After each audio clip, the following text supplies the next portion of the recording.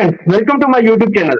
Friends, आज एक exclusive interview लेने जा रहे हैं प्रोफेसर डॉक्टर रोशन अली अजीम मल्ला का, जो कि हैदर अली के वकील हैं। तो welcome to my show sir. Thank you so much Khalid Hussain. आपका चैनल काफी टाइम से मैं देख रहा हूँ। आप बड़ा अच्छा जो है न्यूज़ चला रहे हैं और बड़े एहतमाम से और बड़े बोएबल तरीके से। और आप की न्यूज़ में न किसी रिलीजन्स के अगेंस्ट बात होती है, न ही किसी देश के अगेंस्ट बात होती है। जो न्यूज़ होती है वो आप शो करते हैं, अपना लीगल ओपिनियन भी देते हैं और अपना पॉलिटिकल जो as a being a US scientist तो वो भी आप मौक़िफ़ देते हैं। मैं आपको खराज तहसीन पेश करता हूँ और अच्छा काम कर रहे हैं, आप कंटिन्यू करें। जो भी यूट्यूबर अच्छा काम करेगा, सही न्यूज़ पहुँचाएगा, फेक न्यूज़ नहीं पहुँचाएगा, लोगों तक सही खबर पहुँचाएगा, मैं वादा करता हूँ मैं उन तमाम यूट्यूब के चैनल में जाऊँगा, गुलाम हैदर भी उन यूट्यूबर्स के चैनल में जाएगा और आपकी तरफ से मैं तमाम देखने वालों को ये पैगाम दे दूंगा कि आप खालिद हुसैन का ये जो चैनल जिस पर इंटरव्यू चल रहा है आप इसको सब्सक्राइब करें, बेल का आइकन जरूर दबाएं, क्योंकि मैंने आपका चैनल चेक किया है, आपकी तमाम न्यूज़ देखी है, किसी भी रिलीजन के अगेंस्ट नहीं है, किसी भी देश के अगेंस्ट नहीं है।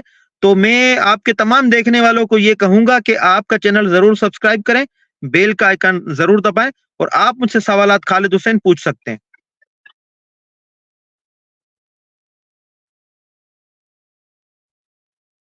Thank you so much sir for admiring me. और मैं बहुत आपका शुक्रिया अदा करना चाहता हूँ कि आपने अपना कीमती टाइम भी लिया। मुझे पता है आप कहीं बिजी हैं और आप कार ड्राइव कर रहे थे और मुझे आपने टाइम दिया, बहुत शुक्रिया सर। अब सवाल की तरफ आते हैं कि अब मेरे व्यूअर भी ये जानना चाहते हैं कि सीमा हैदर या सीमा सचेन वर्सेस गुलाम हैदर का मामला कहाँ पहुंचा है और क्या डेवलपमेंट है। देखिए, यही सवाल पूरे हिंदुस्तान से, पूरी दुनिया से लोगों का यही सवाल है कि कहाँ तक केस पहुंचा। और एक ये सवाल भी मजीद करते हैं कि हिंदुस्तान की हाई कमीशन से कोई जवाब आया या नहीं आया। ये दो सवाल मोस्टली आते हैं। मैं तमाम उन लोगों को बताना चाहता हूं कि ये जो केस है इसमें बड़ी पेशरफ्त हो रही है और काफी चीजें ऐसी हैं जो गुलाम हैदर के फेवर में है, रोशन अली अजीम के फेवर में है और आप तमाम लोगों के फेवर में है। आप को मैं वो वाज़ेह तरह बता तो नहीं सकता, पब्लिक नहीं कर सकता, लेकिन मैं ये आपको जरूर कहूंगा कि आप एपी सिंह साहब का, सीमा हैदर का आप एटीट्यूड देखें, बिहेवियर देखें और आप उनकी चाल चलन अब देखें, जिस अंदाज से वो बात कर रहे हैं, जिस अंदाज से वो बिहेव कर रहे हैं, तो आपको लगेगा कि रोशन अली अजीम गुलाम हैदर को फतोहात मिल रही हैं। अब परेशान है, अब वो उनके पास बोलने के लिए अल्फाज नहीं है, किस टॉपिक पर बात करें ये उनके पास अब कुछ नहीं है। अब ये सिर्फ गुलाम हैदर की कैरेक्टर असैसिनेशन कर रहे हैं, अब सिर्फ यही बात कर रहे हैं कि गुलाम हैदर रक्षा चलाता था। रक्षा चलाना कोई जुर्म नहीं है, हमारे पास बहुत सारे लोग रक्षा चलाते हैं, हिंदुस्तान में भी लोग रक्षा चलाते हैं, मजदूरियां भी करते हैं, इसमें कोई हर्ज नहीं है। अब यही बात बची है इस एपी सिंह के पास कि रक्षा चलाता था, तीसरी चौथी शादी करा। भाई, तीसरी चौथी शादी नहीं है गुलाम हैदर की, एक शादी पहले थी, सीमा हैदर ने तलाक दिलवाई और वो जो शादी थी वो सीमा हैदर ने ही खत्म करवाई। बाकी पेशरफ्त जरूर है उनके एटीट्यूड से, उनके बिहेवियर से, उनके बर्ताव से और बेफालतू की प्रेस कॉन्फ्रेंसेस करने से और बेफालतू के सीमा हैदर के घर जाने से आपको ये जरूर लग रहा है कि अब जो ये लोग हैं इनके पास कुछ भी नहीं बचा है। नाकामी इनको जब मिली है तब ऐसा ही बिहेव कर रहे हैं। बाकी दूसरा सवाल जो सोसाइटी से आ रहा है कि हिंदुस्तान की हाई कमीशन ने जवाब दिया या नहीं दिया, तो इस बात पे भी मैं आपको सिर्फ ये कहना चाहूंगा कि ये कुछ ऐसे सवालात हैं जिनको पब्लिक करना जरूरी नहीं होता है, क्योंकि ये दोनों ममालिक के जो अंदरूनी मामलात और दाखिली मामलात इश्यूज हैं, दोनों खुद मुख्तियार रियासतें हैं, अपना संविधान, अपना कॉन्स्टिट्यूशन रखती हैं, ये उनके मामलात हैं। हम पब्लिक का इसमें कोई अमल दखल नहीं है कि वो ऐसे सवालात करें या इतना जानना जरूरी नहीं होता है। हाँ, ये मैं आपको जरूर बताता चलूं, अगर कोई पॉजिटिव न्यूज होगी तो मैं आपको इन्फॉर्म करूंगा, अगर कोई नेगेटिव न्यूज़ होगी तो मैं आपको इन्फॉर्म करूँगा। आप सिर्फ सब्र करें, इंतज़ार करें। ये केस गुलाम हैदर का सही सिमत में जा रहा है, सही सिमत में जाएगा। आप लोग बस दुआ करें, आप मोरल सपोर्ट गुलाम हैदर की करते रहें, आप परेशान ना रहें। जितने भी लोग हैं जो ये चाहते हैं कि केस खराब हो, उनसे आपको सावधान रहना है। आपको जो है वो आपको ये देखना है कि कौन लोग जो हैं वो इस केस को खराब करना चाहते हैं, मिसगाइड करना चाहते हैं लोगों को। काफ़ी ऐसे यूट्यूबर्स भी हैं जो ये जो न्यूज़ भी देते हैं कुछ अजीबो-गरीब, वो उसको भी हमें पता है ऐसा कुछ होता भी नहीं है। लेकिन काफ़ी अच्छे यूट्यूबर से वो भी काम करते हैं। जैसे आपका चैनल हमने रिसेंटली में ही देखा है, बड़ा ग्रो हो रहा है। तो आप भी अच्छी न्यूज़ चलाते हैं। अच्छा काम करें, अच्छे काम करेंगे, अच्छी न्यूज़ फैलाएँगे तो सारे आपके पास आएँगे। मैं भी आऊँगा, गुलाम हैदर भी आएगा, सब आएगा। जी। अच्छा सर, मैं एक पॉलिटिकल साइंस का स्टूडेंट भी हूँ और खुद एक लेक्चरर भी हूँ। और मैं मेरी एक अपनी अप्रोच ये होती है कि मैं इंटरफेथ हार्मनी पर काम करूँ, ताकि बैनुल जो मज़हब है इनके दरमियान कोई तफरीक ना हो। तो मैंने काफ़ी अपनी पोस्ट पर भी रखी है कि मज़हब के खिलाफ बयान नहीं देना चाहिए। अगर कोई मुसलमान है तो उसको किसी भी मज़हब पर बात नहीं करनी चाहिए। अगर कोई हिंदू है या क्रिश्चियन है तो उसको किसी दूसरे मज़हब पर बात नहीं करनी चाहिए।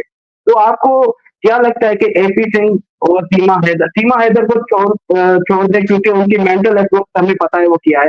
एपी सिंह पर आ जाए, वो अपने आप को डॉक्टर भी कहते हैं, सुप्रीम कोर्ट के वकील भी कहते हैं। तो आपने देखो, उनके इस शख्स पर बात करना फ़ज़ूल है। इस शख्स पर बात करना ही फ़ज़ूल है। क्योंकि कोई बात बंदा करता है किसी कोई इंटेलेक्चुअल पर, कोई बात करे कोई लॉ के एक्सपर्ट पर, बात करे कोई law of morality, law of ethics या जूरिस्प्रूडेंस का बड़ा माहिर हो, उस पर बात करे। इस शख्स पर बात करना फ़ज़ूल मैं समझता हूँ। काफ़ी लोग मुझसे सवालात करते हैं, एपी सिंह ने ये कहा, एपी सिंह ने वो कहा। भाई, उसका मानसिक संतुलन ठीक नहीं है। वो एक पागल किस्म का इंसान है। ना वो कानून जानता है, ना वो मान मर्यादा जानता है, ना उसको हार्मनी का पता है, रिलीजियस हार्मनी का पता है, इंटरफेथ हार्मनी का पता है। नहीं उसको किसी छोटे का, बड़े का, मज़हब का, रियासत का कुछ पता नहीं है। इस पर मैं बात करना ही नहीं चाहता हूँ। ये बड़ा मानसिक संतुलन बिगड़ा हुआ शख्स है, तो वो अपनी हैसियत के हिसाब से जो उसका दिमाग कहता है वो बात करता है। हमारा दिमाग ये इजाज़त नहीं देता है हम किसी रिलीजन पर बात करें, हमारा दिमाग इजाज़त नहीं देता है हम किसी देश पर बात करें, हमारा दिमाग ये बात नहीं मानता है, नहीं कहता है। आप किसी खातून की, किसी मर्द की आप ज़ाती ज़िंदगी पर बात करें, हमें तो अपना दिमाग इजाज़त नहीं देता है, हमें तो अपना ज़मीर इजाज़त नहीं देता है, हम नहीं करते। ये बेज़मीरा शख्स है, इसके पास ना ज़मीर है, ना इसके पास कोई रूह है, ना इसके पास कोई अदब अखलाक है।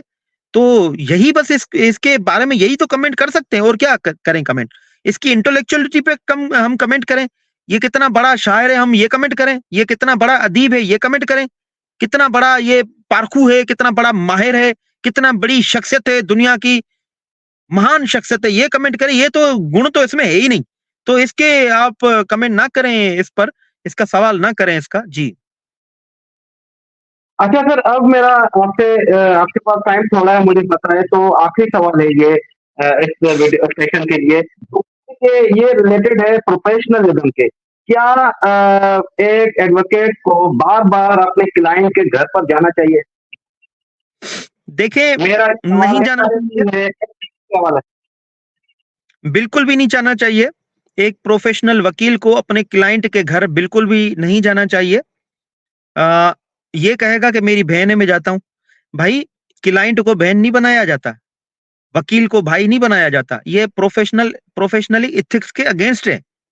क्योंकि इस किस्म की भाई बनाना, इस किस्म की बहन बनाना, ये मेलाफाइड इंटेंशन में आता है, पर्सनली ग्रज एंड वेंडिटा के वो ज़मरे में भी आता है। अदर क्लाइंट या तो पर्सनल ग्रज एंड वेंडिटा हो, आपका उस क्लाइंट के जो अगेंस्ट अपोनेंट पर्सन है, या वो हो, या तो कोई पर्सनल इंटरेस्ट हो उस क्लाइंट में या वकील में, तब ही जाके भाई-बहन का रिश्ता हो जाता है।